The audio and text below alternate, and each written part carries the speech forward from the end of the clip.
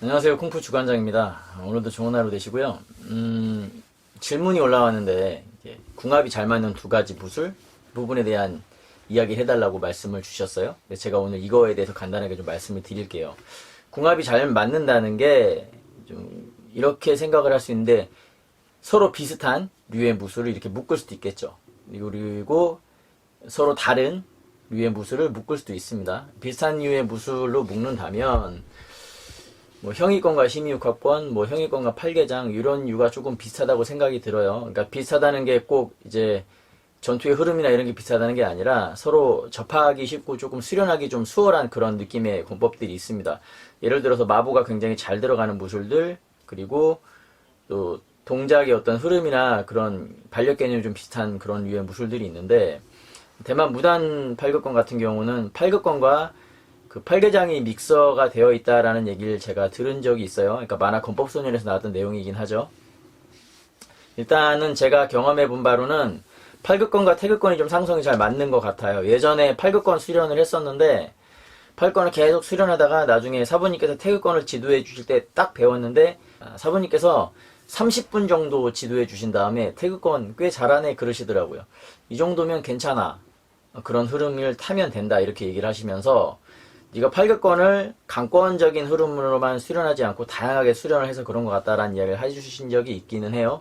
근데 어쨌든 간에 그런 부분들이 있고, 이거는 비슷한 류의 무술을, 비슷한 느낌의 무술을 이렇게 매칭시킨 케이스라고 생각을 하고요. 상성이 다른 그런 무술을 매칭시켜서 궁합이 잘 맞는 무술로 볼 수 있는 경우가 있는데, 가장 흔한 게 이제 몸을 과도하게 펼치는 무술, 그리고 많이 이렇게 펼치지 않고 개념 위주로 수련하는 무술, 뭐 대표적인 예로 팔극권과 매칭을 하자면 벽궤장 같은 무술이 매칭이 될 수 있어요. 그런데 벽궤장의 초식이,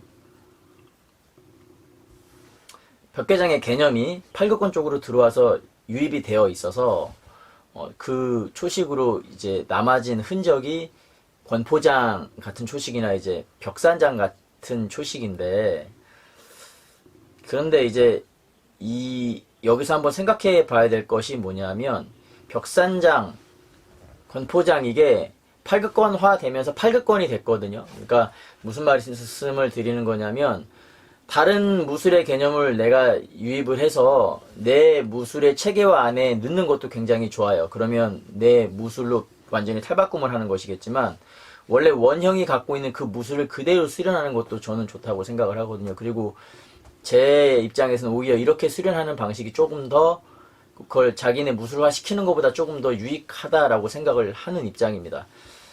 예전에 이제 사람들을 지도하면서 느낀 건데, 완전하게 그 운동 지도한 내용이 바뀐 것을 제가 지도를 할 때랑 원형에서부터 이게 어떻게 건너왔는지 설명을 하고 그 원형들을 훈련을 시켰을 때랑 수련자들이 발전하는 속도가 다른 게 있었어요. 그래서 이런 걸 제가 좀 소개시켜서 말씀을 좀 드리고요. 그리고 단타의 권법, 그러니까 단타라는 거는 두 가지 의미가 있어요. 하나는 짧은, 그러니까는 근거리용 권법, 그리고 장타의 권법. 이거는 팔극권과 백궤장 혹은 팔극권과 변자권 이런 무술들을 볼 수 있고, 또 우슈 장권 같은 경우도 굉장히 장타력을 쓰는 무술이죠. 그리고 또 다른 단타의 권법은 한방권법과 연타권법. 쉽게 말하자면 뭐 팔극권과 당랑권 이런 식의 개념을 볼 수 있고, 또 팔극권과 번자권 이런 초식을 볼 수가 있겠는데, 제가 이제 팔극권을 계속 언급하는 건 제가 팔극권을 베이스로 수련했기 때문에 이가 팔극권을 언급을 하는 것이고요. 다른 무술을 하신 분들이라면 또 본인이 수련하시는 메인 권법을 위주로 설명을 하실 거라고 생각을 합니다. 그리고 동작이 이제 중심을 깔고 밑으로 내리는 권법, 아까 말씀드린 것처럼 팔극권이나 뭐 태극권 이런 무술과 공중을 위로 띄우는 권법, 뭐 장권류의 무술 이렇게 볼 수가 있고요. 그래서 사실 장권을 수련해도 남권 같은 경우 수련하는 것도 괜찮습니다. 무술은 다양하게 수련하는 게 좋고, 내 몸의 신체 각부를 전체를 다 개발하는 것이라고 생각하기 때문에 움직임을 국한시켜서 어떤 특정 움직임 속에 자기를 가두는 것은 저는 별로 좋지 않다고 생각을 하고요. 또 영춘권처럼 되게 디테일하게 이렇게 탁탁탁탁 내 몸 안에서 이렇게 움직임을 자기를 보호하면서 훈련하는 그런 무술과 또 이렇게 홍각권처럼 이렇게 동작이 대범하고 큰 그런 초식으로 훈련하는 것, 이런 훈련을 하게 되면 결국은 이 훈련한 내용들이 결국은 영춘권에 적용이 되기도 하고, 영춘권에 훈련한 그런 개념들이 홍각권 같은 무술에 적용이 되기 때문에 좋다고 생각을 하고요. 그리고 타격 위주의 권법과 그래플링 위주의 무술, 이런 것들을 해보는 것도 괜찮다고 생각을 합니다. 상성이라는 건 굉장히 다양하게 생각할 수 있어요. 어떤 한 부분을 보고서 이건 이렇다라고 말하지만 사실은 경우의 수가 굉장히 많기 때문에 이것을 하나로 보고 판단하기엔 조금 무리가 있다고 생각을 하고, 다양하게 생각을 해서 내가 수련할 수 있는 무술을 선택할 수 있는 선택지가 있다고 생각을 합니다.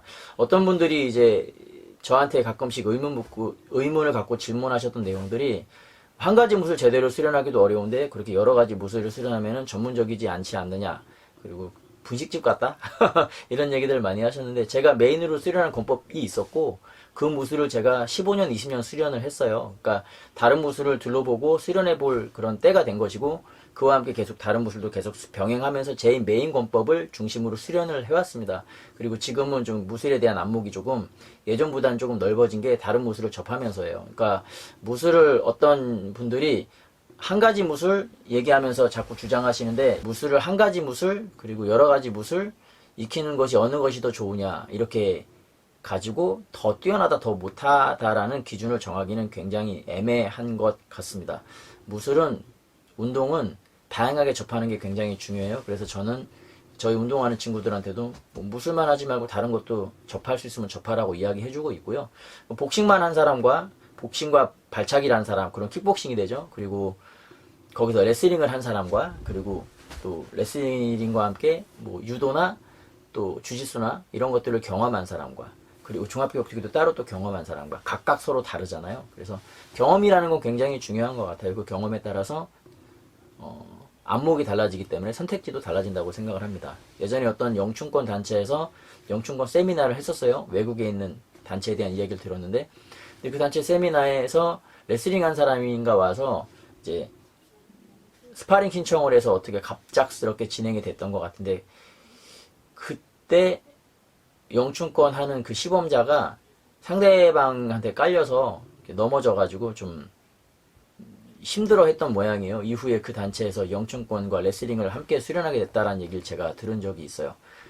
격투를 지향하는 그런 운동으로 향한다면 선택지는 당연히 그렇게 갈 수밖에 없는 거고요. 각 무술은 권법들이 그 아이덴티티를 갖고 있기 때문에 각 무술마다의 그 특장점을 갖고 훈련해서 자기화시킨다면 다양한 개념을, 그리고 다양한 특징을 본인이 얻을 수 있으니까 그런 선택지를 생각하면서 본인이 하고 싶은 운동을 하시면 좋겠습니다. 체육관은 어디든 좋다고 생각을 해요. 지도자가 인품이 괜찮다면 좋은 것 같고, 그리고 지도자가 좀 편견에 사로잡혀 있지 않은 사람이면 괜찮은 것 같고, 나머지는 집 앞 체육관이 제일 좋습니다. 체육관은 집 앞에 있는 게 제일 좋아요. 왜냐하면 자주 갈 수 있고 빠지지 않고 계속 수련할 수 있거든요. 그래서 이런 부분들은 선택지로 참고를 하시면 좋겠습니다. 꼭 본인이 배워야 될 무관이 있다면 그곳으로 가셔야 되겠지만, 그것이 굳이 아니라면 집 앞에서 수련하는 게 가장 이상적이라고 말씀을 드리고 싶네요. 그리고 환경이나 여건에 구애받지 않고 언제든지 이제 운동은 본인이 하는 것이니까 본인에게 주어진 시간과 공간의 혜택을 꼭 누리시면서 운동을 하셨으면 좋겠습니다. 오늘 여기까지 하고, 저는 서울에서 쿵푸를 수련하고 있는 쿵푸 아재 주관장이었고요. 다음에 또 다시 다른 영상으로 인사드리겠습니다. 감사합니다.